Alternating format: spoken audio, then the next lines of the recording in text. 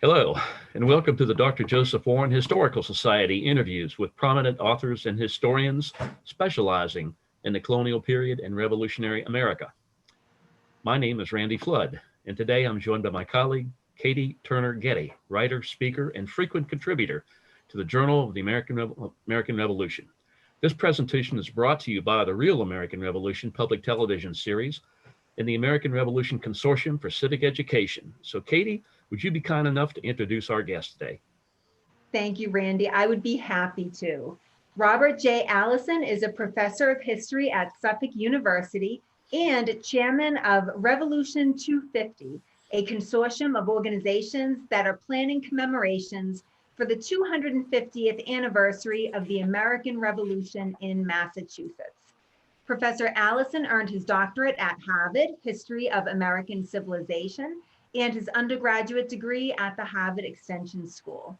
He is currently president of the South Boston Historical Society, vice president of the Colonial Society of Massachusetts, a trustee of the USS Constitution Museum, a fellow of the American Antiquarian Society and the Massachusetts Historical Society, as well as an honorary member of the Society of the Cincinnati.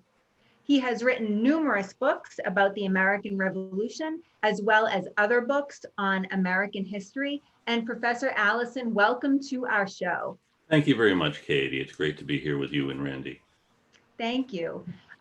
Professor Allison, as you know, the Warren Society has been recently interviewing authors and historians about the events that led up to the American Revolution, such as the smallpox epidemic of 1764, and also the early stages of the rebellion itself.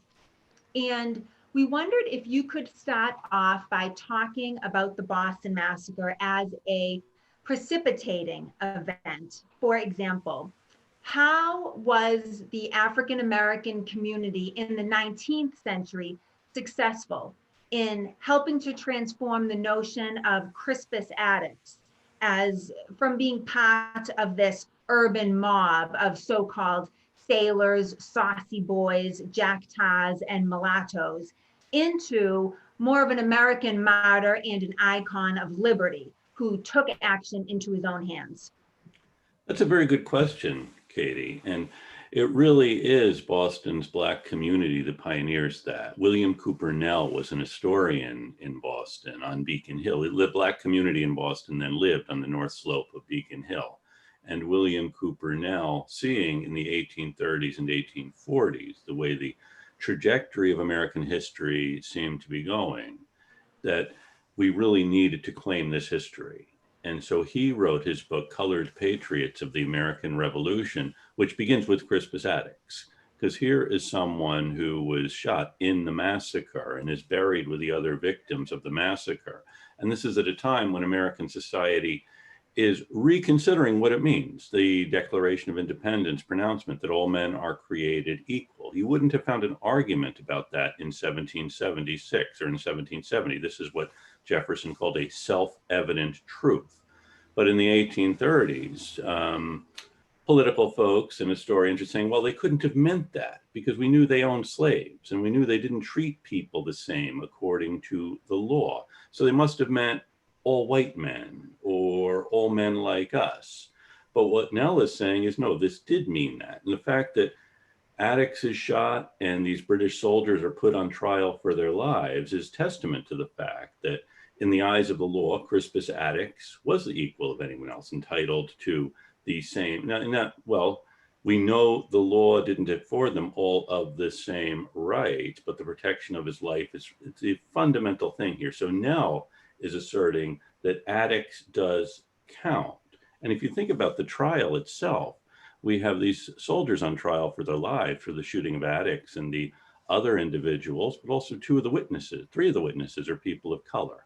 One is a free man, Newton Prince, who's a pastry chef. Another is Andrew, who is described in the transcript as a servant to Oliver Wendell. Wendell is the great-grandfather of Oliver Wendell Holmes. And they are testifying, so their testimony is considered in court. And another precipitating thing in leading to the reconsideration of the massacre and really making this a central event was the Dred Scott decision in March of 1857, in which the Supreme Court said at the time the Constitution was written, a black man had no rights which a white man is bound to respect. And Nell and others knew that that was simply wrong. Because here is Crispus Attucks. And in fact, Boston had commemorated the 5th of March, the anniversary of the massacre, every year until 1783, when it shifted to making July 4th the anniversary date. But the following, and remember, the Dred Scott decision is handed down on March the 7th of 1857, or March the 6th of 1857. The following year, the Black community in Boston gathers at Faneuil Hall to have Crispus Attucks Day, remembering that on March 5th, 1770, Attucks and others were killed. And there's also, we know the Revere engraving of the massacre, which shows this really very well-dressed crowd, innocent crowd being shot at by these British soldiers. There's another engraving done in the 1850s that shows Attucks holding a club, and he's grabbing Private Montgomery's gun, which is similar to what we know happened from the various witnesses to the day. So they're making Attucks into a more central figure here, and commemorating Attucks is central to it. And it's actually Boston's Black community that's responsible in the 1880s for saving the old State House, which Boston wanted to demolish, because here you have this valuable piece of real estate. We have this old building on it. And Boston's Black community wants to save it because of its importance. And they get together with the Brahmin leadership in Boston, who also see significance in the building, and save it. And in the commemorations of the saving of the old State House and the building of a monument on Boston Common in the 1880s, Frederick Douglass had been invited to speak, could not because of his health. He sends a wonderful letter about how much he would like to be here once again in the Hall of Liberty. And John Mercer Langston, who was the president of Howard University, writes an apologetic letter. And it's clear from President Langston's letter, he thought all of the victims were Black at the massacre. So Crispus Attucks becomes a figure in the 19th century. And as I said, William Cooper Nell wants to demonstrate the importance of African Americans to the civic life of the nation. Interesting. Well, Professor Allison, we acknowledge that the Boston Massacre was really spun very effectively by Paul Revere as a propaganda tool that really, I guess, began with the burying of the victims. Yes. But can you tell us about that funeral in particular that was staged in the town of Boston, and how it really set the stage for future remembrance ceremonies? What was so unique about the funeral? 10,000 people participate in that funeral. The population of Boston was about 12,000. And they have the bodies of Attucks and Benjamin Caldwell are at Faneuil Hall. This is the town's meeting house. Then as now, if you die, it's up to your family to take care of your burial. But in this case, the burial is at town expense. I should say that a week earlier, there had been a 12-year-old boy killed by a customs informer. And that the death and burial of Christopher Sider becomes kind of a model for this. Sider's body had been carried out of Faneuil Hall by 200 Boston schoolboys, and his procession was followed by about 2,000 people. And Phyllis Wheatley wrote a poem about Sider. And now we have this other funeral. So Caldwell, who was a sailor, Attucks, who was a sailor, strangers in the town, their bodies are taken to Faneuil Hall. Samuel Maverick, the ivory turner apprentice, 17-year-old boy who was also killed, his body is carried from his home. And then the body of Patrick Carr, the rope worker, is taken from his home. And these three processions converge in front of the old State House at Dock Square, where the massacre happened. And then they process down what is today probably Congress Street to the Liberty Tree at Boston Neck. And they march around the Liberty Tree. Now, 10,000 people are following this procession. And then they go up through Boston Common to the Granary Burying Ground. And it's a plot that's owned by someone sympathetic to the cause. And later Samuel Adams will be buried in this same plot. But they all are interred there, all of them together. Attucks, Gray, Caldwell, and Maverick. Patrick Carr, who is an Irish guy who had also been shot, he dies that day. the following week, his body will be placed there too. So the victims are all buried together, buried at town expense, with church bells in town tolling to signify the travesty that has happened. So Samuel Adams really orchestrates this. And Adams, remember, was not as well known then publicly as he is now. He was someone who operated behind the scenes, very well known if you are engaged in politics, but he really liked to operate with other people being the front person. John Hancock, when Hancock was on the same side, or James Otis, and Otis was having a mental breakdown at this time. So this is really as Samuel Adams is emerging as the public political leader of this. He had been behind the scenes as the political leader, the orchestrator of this for a while. And it's the day after the massacre when Adams and a delegation from the Boston town meeting come into the council chamber and demand that the governor remove the British troops. This is really Adams becoming the leader of this patriot movement when there are other people who might have been more thought of. It's a year or two later. Samuel Adams, John Adams are both elected to the Massachusetts legislature, and former Governor Shirley, looking at the list of people who had just been elected from Boston, says, well, Hancock I know and Cushing I know, but where the devil this brace of Adamses came from, I can't say.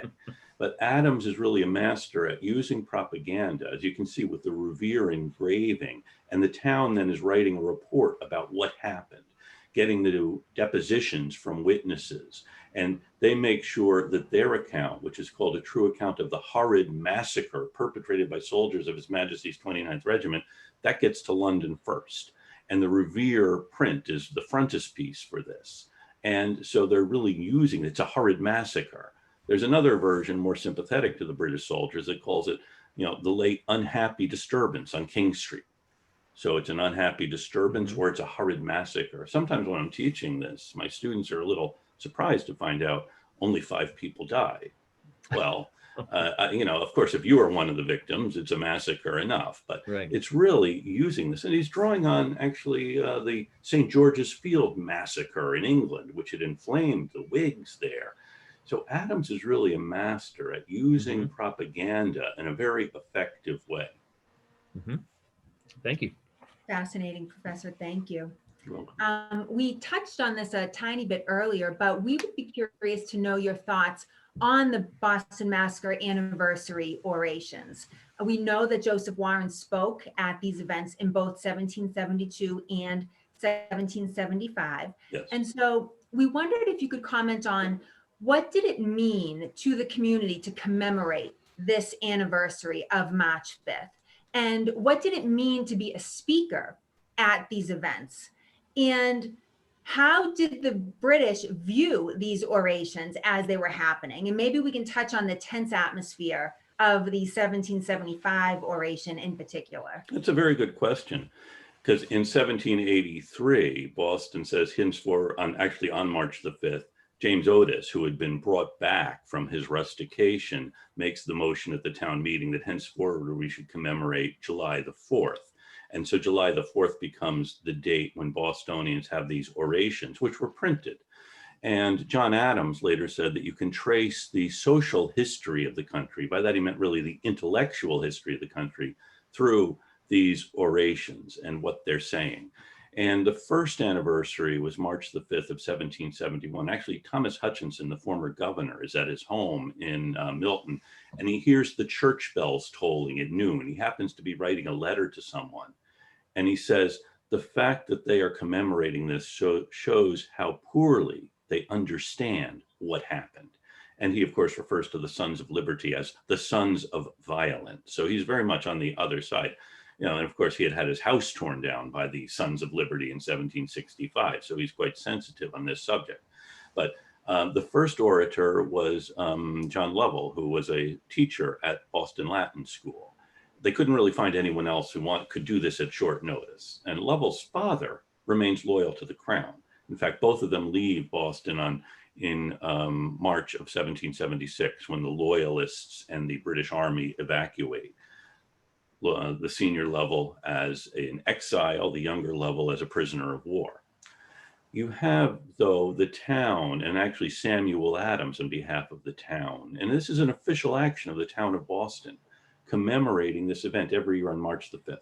And in addition to the oration, you'll have people illuminating their windows with cutouts of scenes like the Revere's engraving of the scene and of liberty being attacked by the forces of darkness and other really ways of demonstrating how we see this happening. And then the orators will make this point about this being an attack on liberty. And Warren is the orator in 1772 and does a wonderful job. I mean, he is really a very good speaker. 1773, they invite John Adams. Adams thought that would be difficult since he, of course, had defended the soldiers, and the soldiers are acquitted. And he thought it would be difficult for him. But he did say, had the soldiers been executed, it would have been as foul a blot on us as the execution of the witches in 1691. He and Josiah Quincy guarantee that the soldiers get a fair trial. And that, I think, is one of the big things about this event, that the soldiers get a fair trial and are acquitted by a jury. Now, 1773, as I said, Adams doesn't, so Benjamin Church does.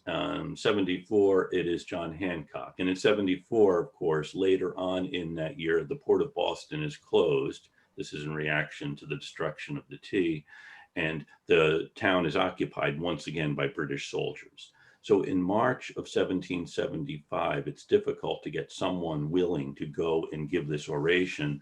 And General Gage is really expecting that this might lead to a violent confrontation, which would then give him the opportunity to use force against these hotheads in town.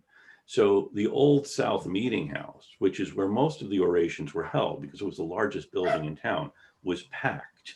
Thousands of people crowded into it. And Warren couldn't get in through the door because it was too crowded. So he climbs through a window behind the pulpit. He's wearing a toga too, for dramatic effect.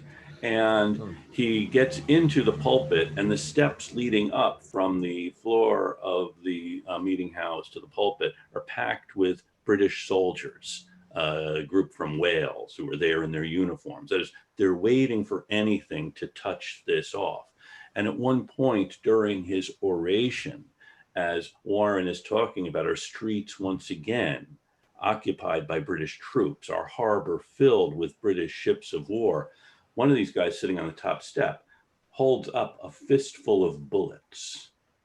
And Warren doesn't blink. He keeps talking, but he does reach into the folds of his toga, and he pulls out a handkerchief and he drapes it over the bullets as he continues his oration.